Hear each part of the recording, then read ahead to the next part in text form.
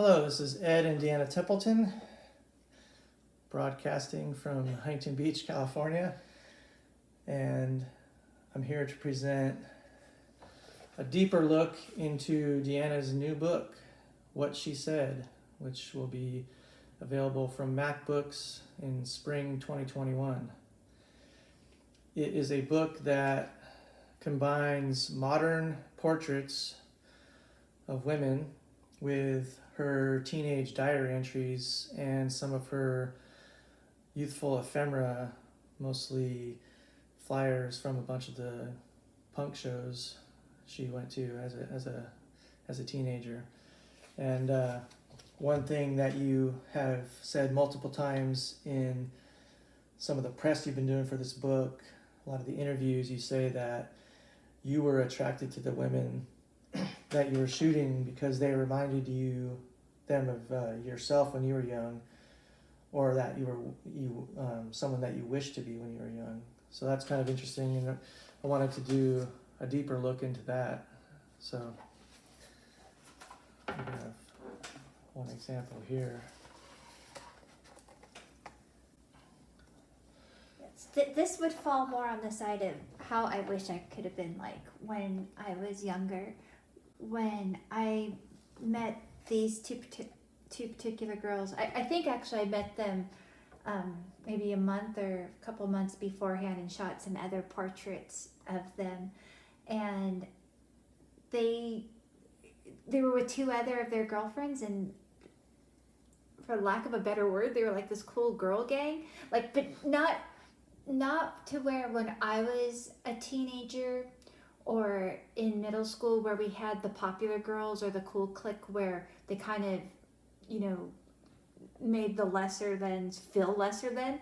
These girls were just, they were cool, but they were super nice and friendly, and they just had a good feeling about them. And I mean, They weren't the mean girls?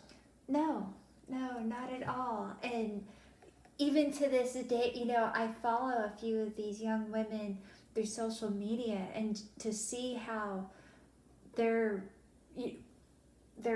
reaching out to their community, the people they know or don't know, offering, just to be there for them, which I came across recently on one of their social medias. But it's like, yeah, these definitely are girls that I wish I could have been like when I was younger.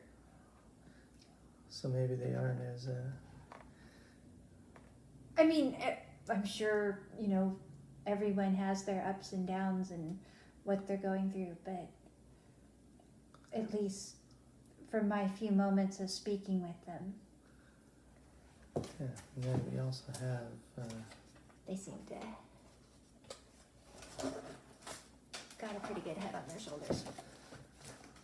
we've got this one, which is maybe a little darker. It's a detail of a girl's arms who has scars from some cutting. Yeah. And I feel like this photo, the reason why I asked this young woman for her photograph was because this was more actually how it was when I was younger, being a person who was also cut herself. Yeah, that's just kind of like how the photographs in this book came about. It was just women who either attracted me because of how I wanted to be or how I saw myself. When during my growing up, when I was a teenager, there's photos of me, but there wasn't a lot, from back then. Either, ripped them up, threw them away, didn't take them with me after I moved out of the house. But there's just not a lot of imagery of myself. This is one of the rare photos that survived from that time.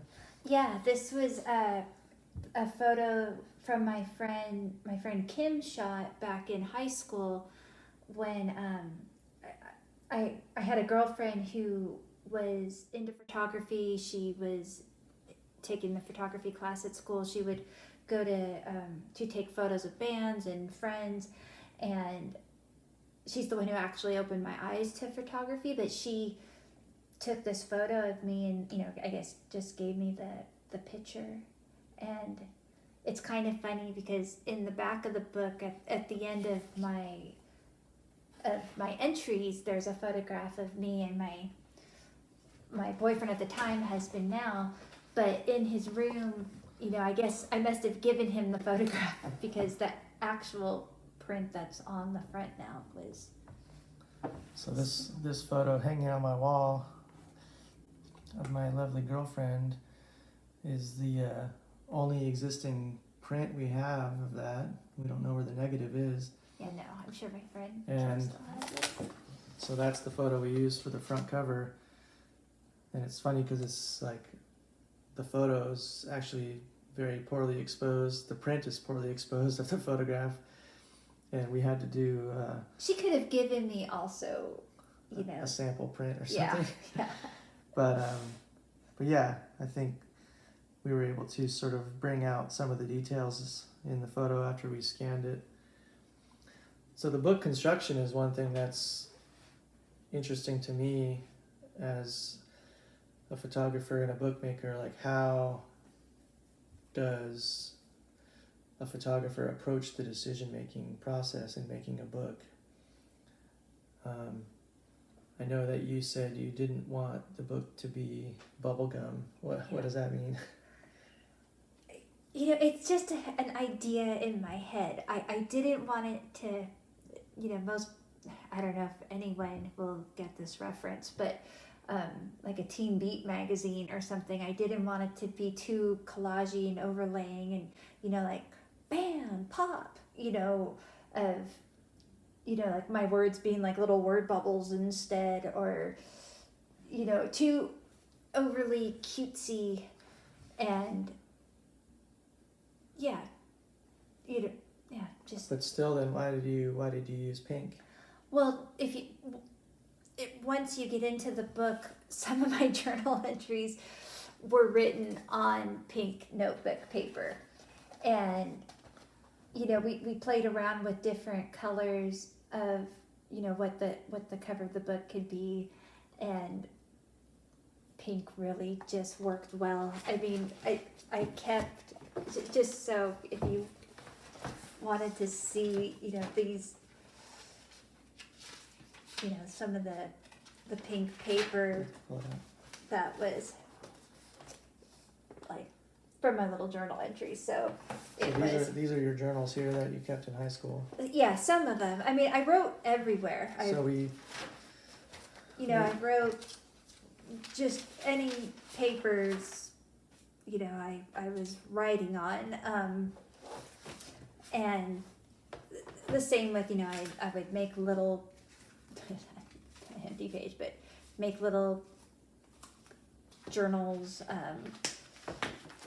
I would write my thoughts, down in calendars, just anywhere I can write down how miserable of a day I was having.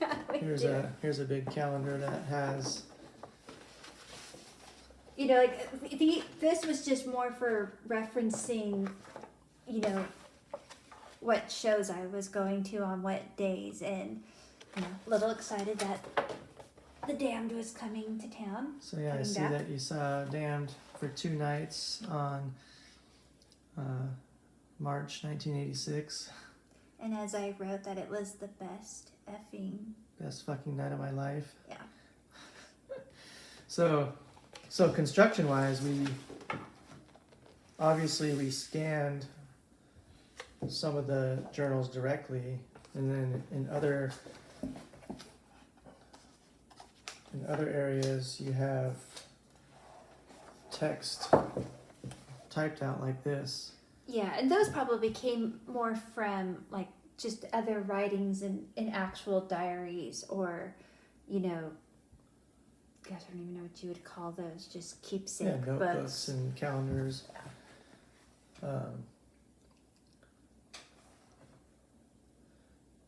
March 6, 1986, ate a bologna and cheese sandwich and a brownie, exercised. I weighed 116, only 9 more to go by the 25th.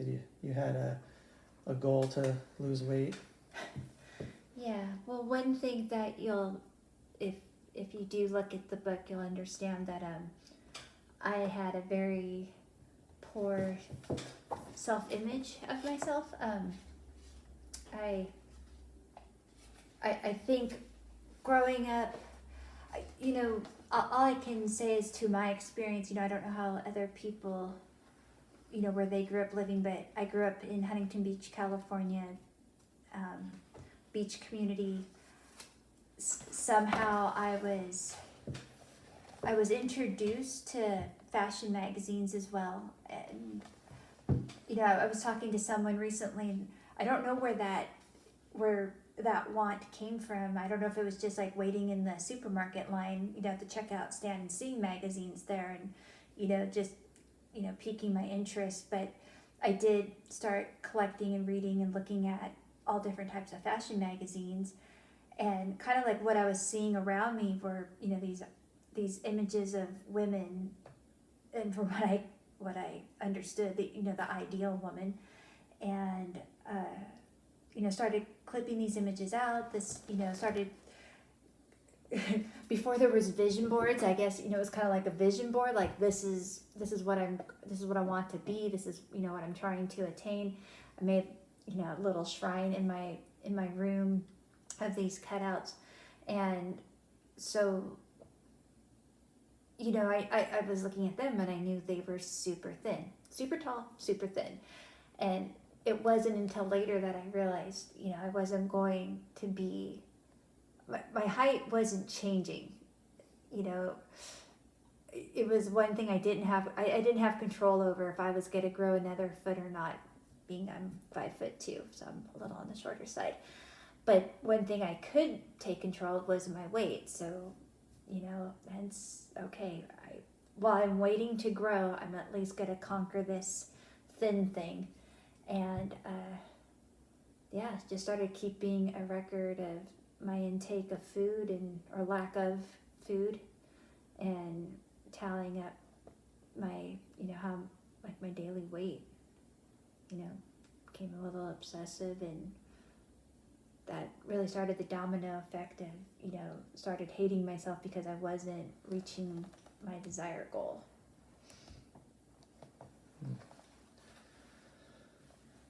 That's where the girl with the feed me on her belly comes in. Yeah, when I saw this young woman with this written on her torso, it really, it just really struck a chord with me. It's not where I am now. Like I'm in such a different place now than I was then when I was a teenager. I'm 51 years old, and I'm very much comfortable in my skin.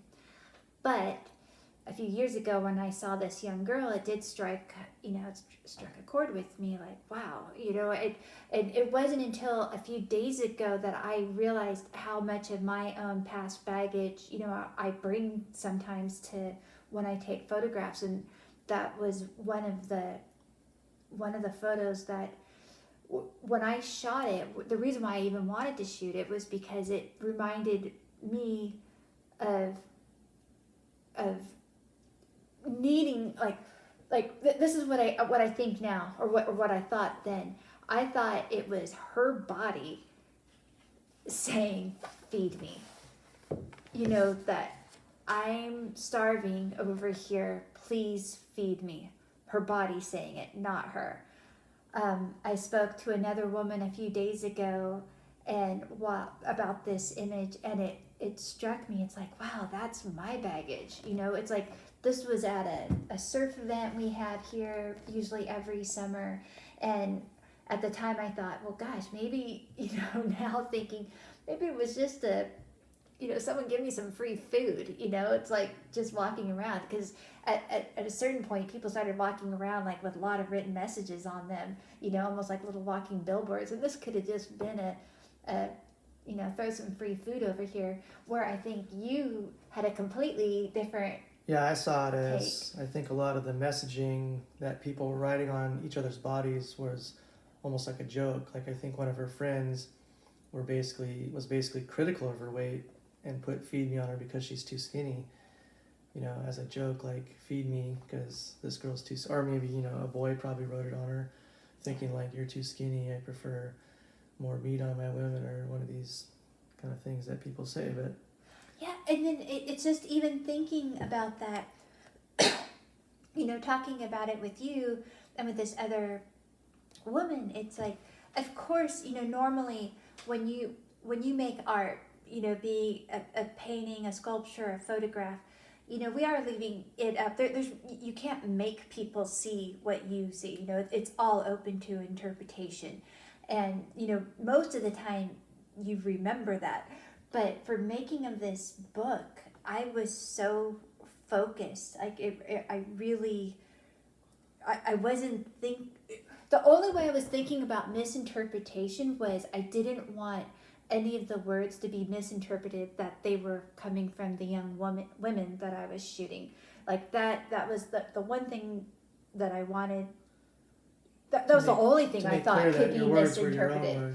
Yeah, I never even thought of how like the photos would, in this instance would, people could interpret them differently because I was just so focused. Yeah, but I think people will. Which is fine. People should bring whatever. But I think in the context, people will understand what you were saying. But yeah, it's interesting that it could be seen multiple different ways, and none of those are necessarily wrong. That's the way art should be. Let's see if we have another diary entry.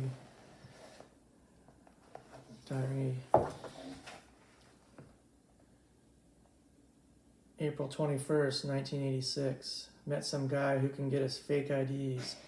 Championship wrestling at Fender's Grand Ballroom. April 25th, Violent Femmes at the Hollywood Palladium. We also saw Youth Brigade. April 26th, 1986. The Cult at the Hollywood Palladium. So this is 1 week and you've seen wrestling, the Violent Femmes, Youth Brigade, the Cult. It seems like you were really going to a lot of concerts. How does music kind of tie into this book? What's the role music plays in this book? Well, I think it's not a... Music was really important to me growing up. It started, my family, like my mom, when I was a little kid, would always play music. She'd be dancing around the house and, we'd listen to disco or dance music and, play little games like hit or miss if this song was good or not. And then I have an older brother, he's 5 years older than me, and he, was heavily into music, had a huge record collection, played guitar and whatnot. And he kind of like introduced me to the Dam, to the Jam, to kind of moving me from disco and beyond now.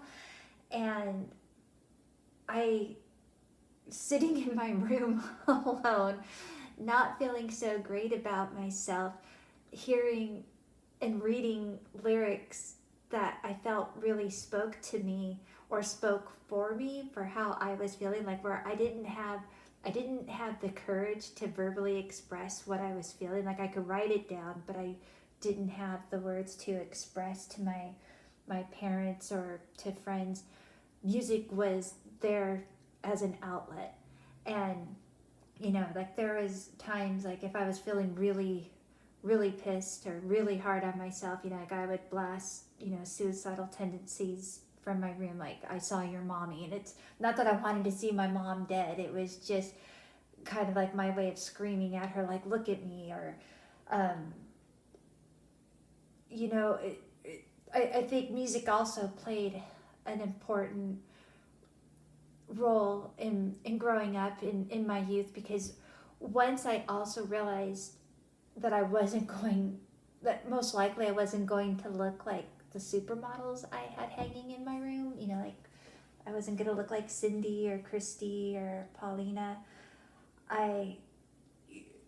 Through my brother introducing me to music and him leading around his music magazines, I started seeing different imagery. I started seeing women that looked like Exene or the girls from Bananarama or Susie Sue. And, you know, I thought these girls were also beautiful, super cool looking, beautiful, and a little bit more attainable. Like, it was way easier for me to crimp and wrap my hair than, like I said, than to be able to somehow clear up my face, which, you know, I had tenses growing up, and yeah. So it, yeah, just. They were pissed. Yeah, they were pissed, but yeah, and then, you know, when I got to go to my first concerts, it was another realization. Like, you go to the beach, or you go to the mall, and you might see more girls also who looked more like what I was seeing in the magazines, but then in the fashion magazines. But then when I went to these particular shows, I was seeing now, you know, real life people that looked like the girls that I was cutting out, and it was great. Like, you know, like I was able to let my guard down a little bit, or kind of got to. There was just those hours being there that I wasn't thinking about how ugly I was or whatnot. Though I do have to say, there was one point in my life when I had tickets to go see Iron Maiden play. I think it was more like maybe 86, 87, because it was before I met Slayer you. Or No, it was Iron Maiden. I had two times to go see Iron Maiden, and both times, like, I already had tickets, and I ended up not going because my face was having too much of a major breakout. And I think when you told me this, I said all the kids there have I zits know, anyway. that's what. It wasn't even till later. It's like everyone there is gonna have zits and long greasy hair. It's like I would have, if anything, would have fit in even more. But, you know, in my head, like, it was these things like, no, I can't go, and, you know, instead I would seek refuge, you know, going to visit my grandparents. Like, when my face was really bad, you know, I don't know how. My brother was just always up for something, but, you know, he would take me away and take me to my grandparents' house, where they kind of lived out in the middle of nowhere, and, you know, I didn't have to worry about anyone seeing me or looking at myself in the mirror. It was just a little time to escape myself. Well, I think the 80s was an interesting period obviously for both of us. It was a transformative decade. You know, you're 3 years older than me, so our 80s were shifted a little bit. I was 8 years old in 1980, and my dad and mom had just divorced, leaving us with a broken home, and that's where my dysfunctional family started. And so I went from 1980 to 85 being starting doing really bad in school, just acting out, then finding skateboarding in 85. And then 2 years after I found skateboarding, which opened up a whole new world of, like, punk music, and is when I met you in 1987. And I think that was also a turning point for you. You had been going through probably the worst of your 80s in those prior years. Yeah. And when I met you, I think what attracted me to you was that you were so different. And there's a couple old photos in this book. So we found some ephemeral photos of Deanna from that period. But when I met her, she had hairy legs. She had gone on a shaving strike. What was that about? Well, I just didn't think it was fair. Like, you know, why do I have to shave my legs and boys don't? Like, I thought it was stupid. Like, you know, I mean, maybe I was using the wrong shavers and was nicking myself too much, but it really just seemed stupid. And then I think maybe some of the women, I feel like a lot of music that I saw, a lot of imagery came, you know, from the UK or Europe. So, of course, some, you know, women didn't shave their armpits and whatnot. And yeah, it just really made me think, like, this double standard. Why do I and you don't? Well, I kind of liked it. I thought it was pretty punk that you were walking around with hairy legs, and then your fashion was just so all over the place. You had Genie pants on one day that looked like something out of I Dream of Jeannie, like silk flowy pants, and then the next day would be some kind of tube top and male boxer shorts and some Doc Marten boots or something. So yeah, you were kind of sexy, but then also just like very eclectic in how you dress. So to me, you were like mysterious and different because I felt like even though I came from a dysfunctional home, it was like pretty straight laced and Sunday school and everything. So you were very exotic to me, and I think that's what attracted me to you. And I think, and so from meeting you in '87, I mean, I think I asked you to marry me either at the end of '89 or early '90. No, in '90 because we were married in '91. So that's we had a 1-year engagement. That's my decade. For you, what was like? Well, kind of like what you were just saying, different. You finding skateboard in 1985. I was writing my suicide note. That's where, 85 was not the best of years. So on one level, it's amazing that this stuff got saved all these years through different moves and different things. I mean, I think part of the genesis of this book, this project, actually came from you discovering this stuff one day. Yeah. When I moved out of my parents' house, I just packed everything up into boxes, and we moved into our first house, and just took because this was just random collective stuff, just for my youth, and put them up in closets. And then as we kept moving around, boxes keep coming with, and it wasn't until about 15 years or so after I initially moved out where I decided to just re-look through my boxes of stuff, because why do I keep taking everything with me? What's in here? Should it keep moving along? And I came across, my diary and journal entries from when I was a teenager, and knew to keep them. I just, we're kind of like, there's memories here. Yeah, let's just keep it. And then a few more years go by, and I decide to, probably bored one day, or it was raining outside, and decided to pull the boxes down and actually reread what I wrote. And that, I think that was like the first time revisiting, my youth, being 35 or something years old. Yeah, I think around my mid-30s, coming back across and rereading how depressed and hard and mean I was to myself. And realizing also at the time that, after I kind of got over, reading everything, and, to be honest, cried. It was very hard to read how much I hated myself then.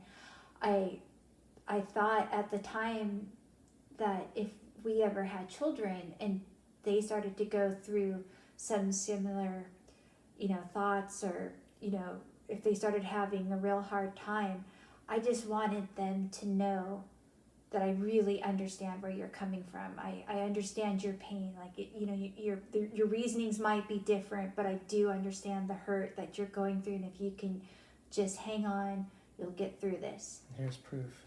Yeah, and here's proof, really. It's kind of like, because I feel like a lot of people, which, we all mean the best when we say, like, no, we understand, but, and I do appreciate that, but I actually had the proof that I was there, and here I am now, and you will, if you give it some time, give yourself a break, you'll make it through this.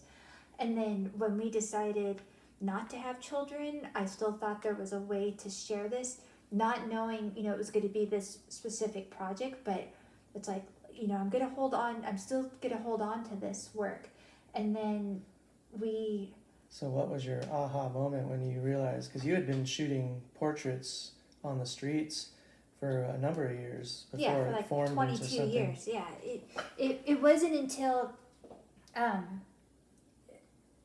I think my aha moment was when I was back going through my photographs.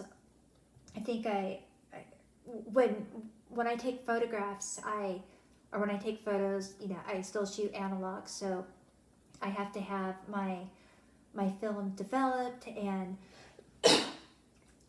then when I get the negs back and proof sheets, I digitally archive all my imagery, you know, I digitally archive my images, and I put everything into like little different folders, categories, and one of the folders I had was titled females, and as all photographers should, you know, we need to keep looking at, you know, what we've shot, you know, be familiar, you know, with what we're working on, or what, you know, just Direction we're heading in. yeah.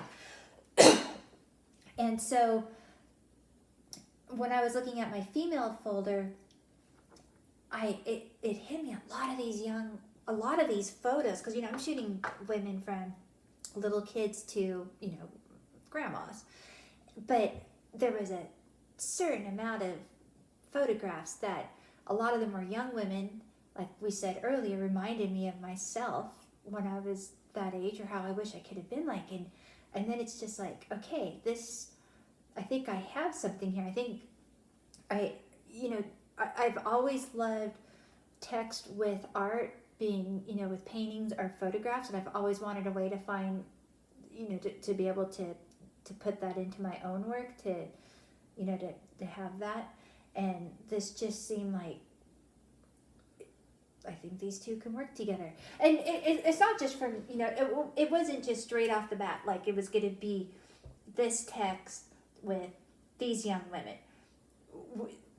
Making a book, you go through tons of edits, you know, you know. But I think you started realizing that a lot of the women, at least the way they looked, what you could understand from seeing them, were almost in the same space you were in, and how, in a way, like, nothing changes. Like, girls were still going through the same sort of, you know, transformation in their youth today as you were in the 80s. Well, we're all finding ourselves at that age, be it a young girl or a young boy. And so some of the outward expression through them is what reminded you of yourself, and then then coming to the realization that you actually had this trove of diary entries that might sort of speak to both your, you know, your personal experience, and kind of blend it with, it's still the same, like we're all getting through this. I don't know, I think it's really interesting. And of course there's like one aspect of it that is, you know, probably embarrassing in a way, because there's like a lot of drama, a lot of teenage angst and melodrama involved in it. I mean, even this suicide note, you know, it's like I can almost feel the tone of you writing it, like, Mom, Dad, Joey, anyone else that matters. Well, you're all probably wondering why I did it, huh? it's like straight out of a movie. But that's what's so interesting, is like, it's just, we all kind of have been there when we're young, like the screaming at your parents phase, and like, you know, and you look back and laugh. Yeah. Hopefully you laugh. I mean, like I said, first I cried, then I laughed, then it's like shaking my head, like, oh my gosh, I was such a drama queen. But the reality is, it was very intense. What I was feeling was real. What I was feeling was intense. Why does it say, sorry, Sid, couldn't wait till 21? Because I had this grand idea that I was going to kill myself on the same day and age that Sid Vicious killed himself. Oh, wow. And, yeah. You didn't know that? I don't know if I ever... No, I mean, you might have told me that once. Yeah. Well, again, dramatic. Should Thankfully, didn't follow through. With a little bit of time, with some friends not giving up on me. Yeah. well, I feel like a viewer of this book will get a real sense of what you were going through, but it's also kind of works as a placeholder for, I think, a lot of people went through in their youth, especially if you've been around in the 80s. Then it's like something that I think is universal. Through your experience, we can kind of feel that universal feeling, and then to mix it with the modern portraits, to me, is really interesting because it really brings it up to today. It's like you see this whole range of women that are kind of like you said, finding themselves, and then mixed with this text and these flyers, and it's kind of like it works as sort of a read on one level and a photo book on another level, and I think both of them together make it kind of greater than what it. Yeah, they both lend something to each other. You know, like I said, I don't have that many images of myself from this time period, and so it was a great way of to kind of illustrate, that time. And What's this star mean? oh, it's just a little doodle that I used to do when I was a teenager. I was little. When I met her, I would be skateboarding. We'd go on. Well, she would drive me skateboarding a lot, and so she'd wait in the car, either reading a book or doodling while I skated. And I'd come back to the car, and she, using like a marker and a ruler a lot, she would make these super intense star shapes, geometric star shapes with all these grids and patterns all over them. Kind of mathematically interesting. Like if you found them in a mental patient's room, it would make sense. Oh my God! obsessive decoration of the star. Oh. But I think that's what this little star is, kind of a shout out to her. Yeah, something that I used to draw. Something her. So yeah, little extra meaning there. As part of this deep dive, we are going to go upstairs and show you her office and her some of her working methods for this project. What were you going to say? Well, because we went so far on 85. Yeah, just to note, like through the book, like it starts off where I think when I first started to write because, like I said, I had all these feelings inside, and so I needed a way to get them out. And by the end of the book, you could tell that there's a shift, like some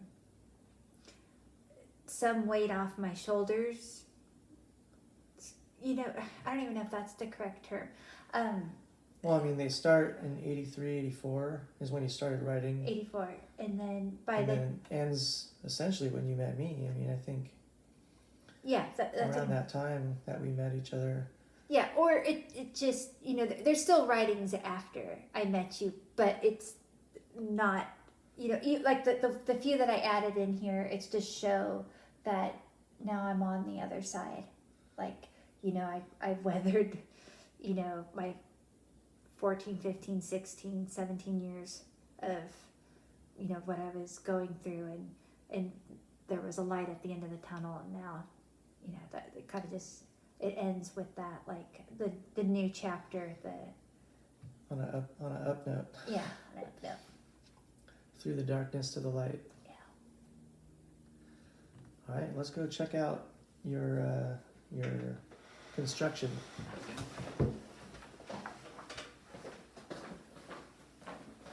And this is my office.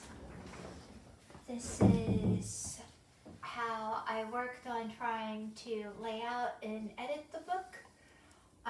This is not the final version that is now in, or how the book turned out, because like I said, there's a lot of process that you go through when you're working on a book, with first editing down your photos, and then trying to figure out what the look's going to be, the design, the edit, I had some gray pages in here that didn't work, and so, but yeah, this just kind of gives it gives me a better idea of how the book is going to look and read, and what images, where they should go, and how to space out, certain things. Like if you in my case, I have, my pink journal entries. I wanted to make sure they were spaced out well. I don't think we talked about, and it might have been obvious, but the book is through the journal entries and the diary entries, it's all chronological. So from beginning to end, like we said, it starts in 84 and ends in 88. But yeah, this is how, look. Fortunately, it does waste a lot of paper, because you do end up reprinting things, reprint, changing it up, changing how it's going to look. But hopefully we recycle that.